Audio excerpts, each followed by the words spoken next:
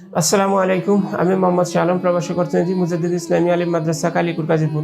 সুপ্রিয় শিক্ষার্থী, আশা করি তুমি সবাই ভালো আছো, আমিও ভালো আছি। আমাদের আজকের ক্লাসের বিষয় হচ্ছে ইসলামের ইতিহাস, দাখিল নবম দশম শ্রেণী। আমাদের আজকের আলোচনার মূল বিষয়টা হচ্ছে যে মুসলিম বিজয়ের পূর্বে ভারতের আর্থসামাজিক ও রাজনৈতিক অবস্থা, এই বিষয়টি নিয়ে আমরা আলোচনা করব। প্রথমে হচ্ছে মুসলিম বিজয়ের পূর্বে ভারতের আর্থসামাজিক রাজনৈতিক অবস্থার মধ্যে আমরা রাজনৈতিক অবস্থা নিয়ে আলোচনা করব।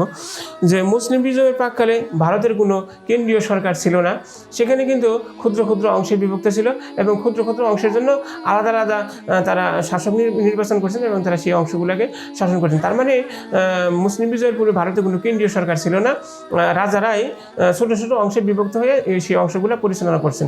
এরপরে হচ্ছে সামাজিক অবস্থা। মুসলিম বিজয়ের পূর্বে ভারতের যে সামাজিক অবস্থা সেগুলো খুব একটা ভালো ছিল এটা বলা যাবে না। সেখানে জাতিভেদ প্রথা ছিল, হিন্দুদের মধ্যে 4টা গোত্রে বিভক্ত ছিল, 4টা ভাগে বিভক্ত ছিল: ব্রাহ্মণ, ক্ষত্রিয়, বৈশ্য, শূদ্র। ব্রাহ্মণরা মূলত তারা ধর্মকর্ম করতেন এবং তারা বিভিন্ন ধরনের আচার অনুষ্ঠানে তারা পরিচালনা করতেন এবং তারা সমাজের মধ্যে সবচেয়ে দামি এবং খ্যাতিমান ছিলেন। ব্রাহ্মণদের পরে আসছে ক্ষত্রিয়দের কাজ ছিল তারা বিশেষ করে যুদ্ধ বিগ্রহ করতো এবং এই ব্যাপারে ক্ষত্রিয়রা খুব খ্যাতি অর্জন করছে। এরপরে হচ্ছে বৈশ্যরা ব্যবসা বাণিজ্য করতো এবং তারা বিভিন্ন ব্যবসা বাণিজ্যের মধ্যে বিভিন্ন ধরনের কাজকর্ম করে তারা তাদের ব্যবস্থা পরিচালনা করতো।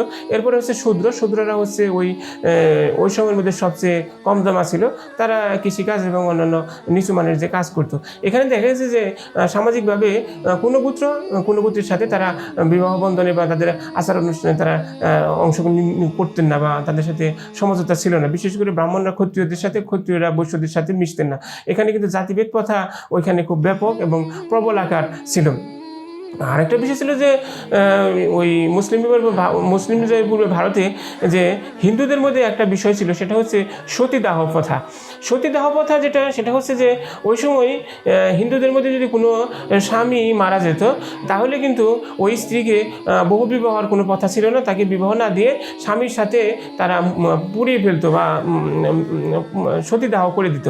এটা কিন্তু হিন্দুদের মধ্যে একটা জঘন্য একটা বিষয় ছিল।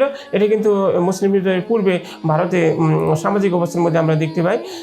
এরপরে আমরা দেখব যে বিষয়টা যে ওইখানকার অর্থনৈতিক অবস্থা। মুসলিম বিজয়ের পূর্বে ভারতের অর্থনৈতিক দিক দিয়ে ভারত কিন্তু আগে থেকেই সমৃদ্ধশালী ছিল। বিশেষ করে ভারতের কার্পাস এবং অন্যান্য যে বস্ত্র সেগুলো কিন্তু বহির্বিশ্বে রপ্তানি হতো এবং কৃষিকাজের ক্ষেত্রেও কিন্তু তারা খুব অগ্রণী ভূমিকা পালন করছে। বিশেষ করে সেখানে বিভিন্ন ধরনের কৃষিজাত পণ্য উৎপন্ন হতো এবং অভিজাত এবং উচ্চ শ্রেণীর লোকেরা বিলাসবহুল জীবনযাপন করতেন। কিন্তু মাঝে মধ্যে ভারতের যে বিষয়টা, ওইখানে প্রকৃতিক দুর্যোগ দেখা দিত, বন্যা, খরা, ভূমিকম্প, টাইফুন, এই সমস্ত বিষয়ের মাধ্যমে তাদের জীবন অনেক সময় একটু দুর্বল হয়ে যেত।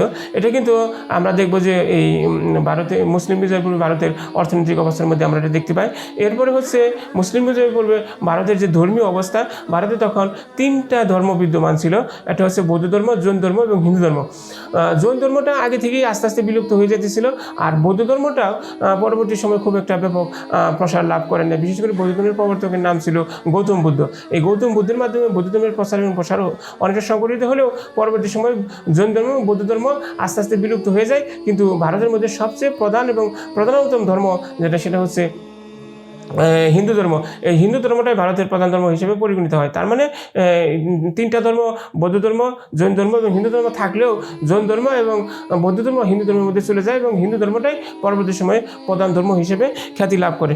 এরপরে যদি আমরা দেখি মুসলিম ভারতের যে প্রশাসনিক অবস্থার ক্ষেত্রে যেটা আমরা দেখব যে সেখানে রাজারা ছিলেন সর্বসর্বা এবং সকল ক্ষেত্রে তাদের মতামতই চূড়ান্ত ছিল। আর তাদের শাসন ব্যবস্থার সর্বশেষ ইউনিট ছিল পল্লীগ্রাম। এই হচ্ছে মোটামুটি ভারতের মুসলিম বিজয়ের পূর্বে ভারতের সামাজিক, অর্থনৈতিক, রাজনৈতিক এবং সামাজিক অবস্থা। আশা করি তোমরা বিষয়টা বুঝতে পারছো। সবাইকে ধন্যবাদ। আসসালামু আলাইকুম।